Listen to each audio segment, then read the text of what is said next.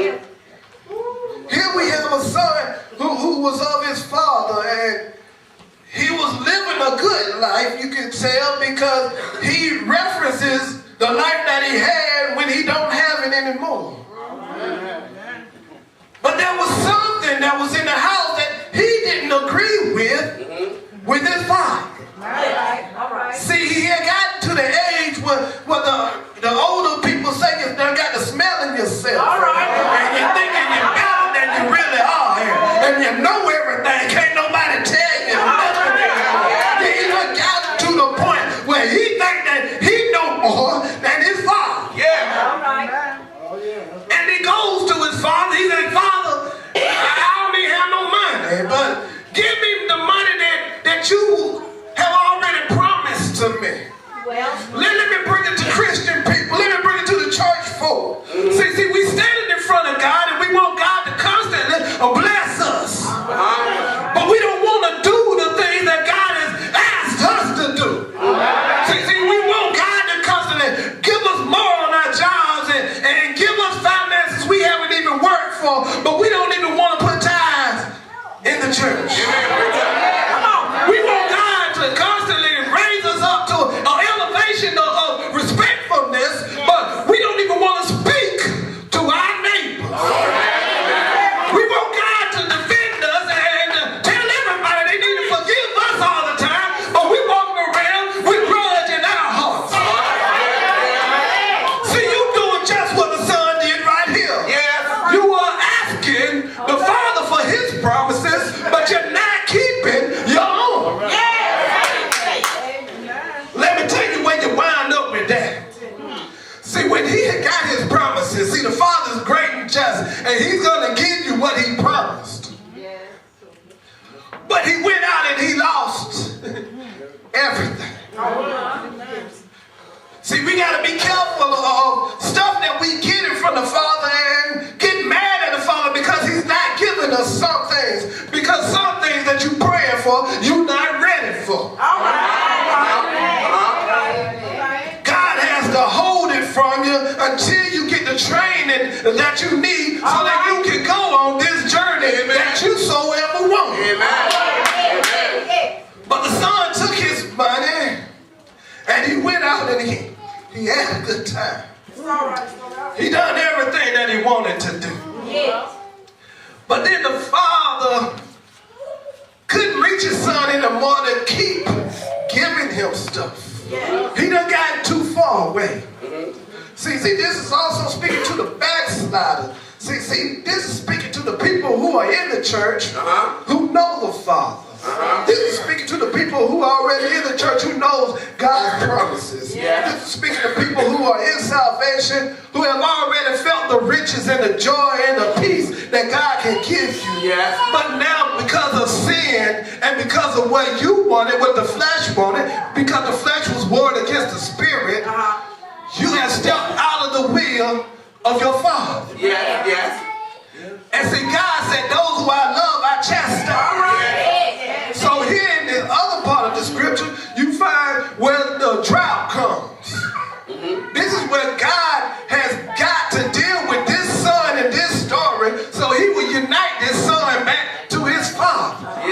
See, a lot of times we looking in life and we start seeing things that go wrong in our lives, and we need to realize that that is something that God is doing to bring you closer to him.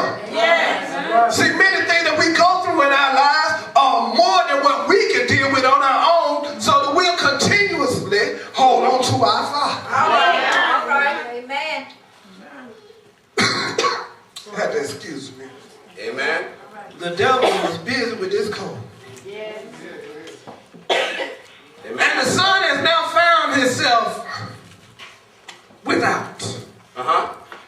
He's in a point where he has no more money.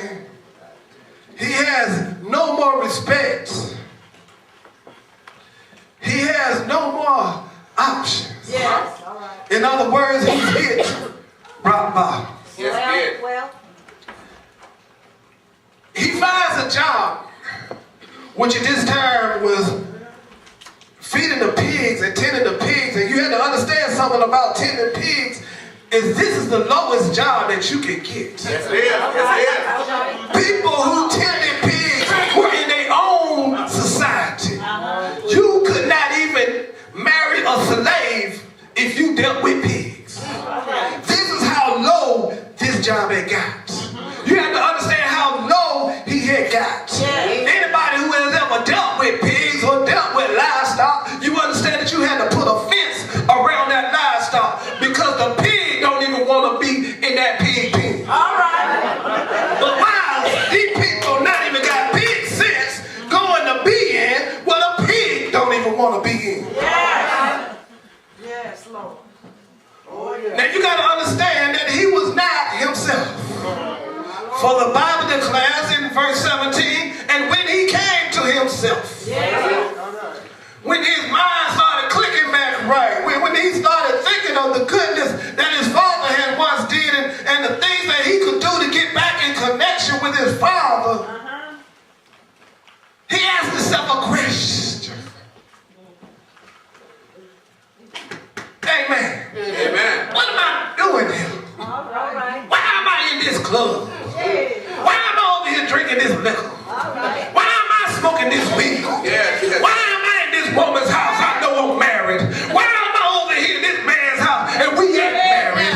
What is going on with me? Why don't I even have pig sense? For I know in my Father's kingdom there are riches and mercies. I know that my Father owns everything. Everything in the world is my Father's and the fullness thereof. Why am I sitting over here broke? And when he had came to himself, he rose up and said, I will go to my Father. I will come back and I will apologize and I will ask for forgiveness and I'll do whatever I got to do to get back into the house. Amen. Now it comes to this long walk home. See, the church people have made this walk a long walk home. See, you wonder why it was a long walk, because all he got to do is go back and ask for forgiveness and then confess his sins and then go on about his business. But it's not that easy.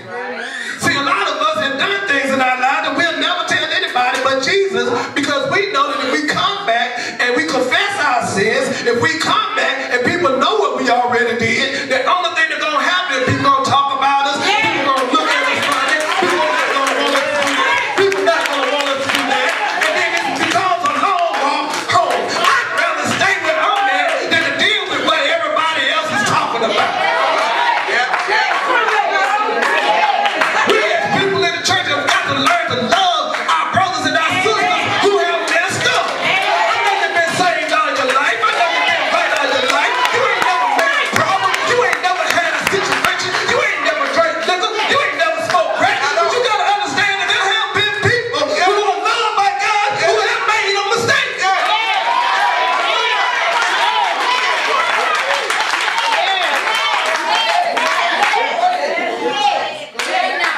And he came to his father.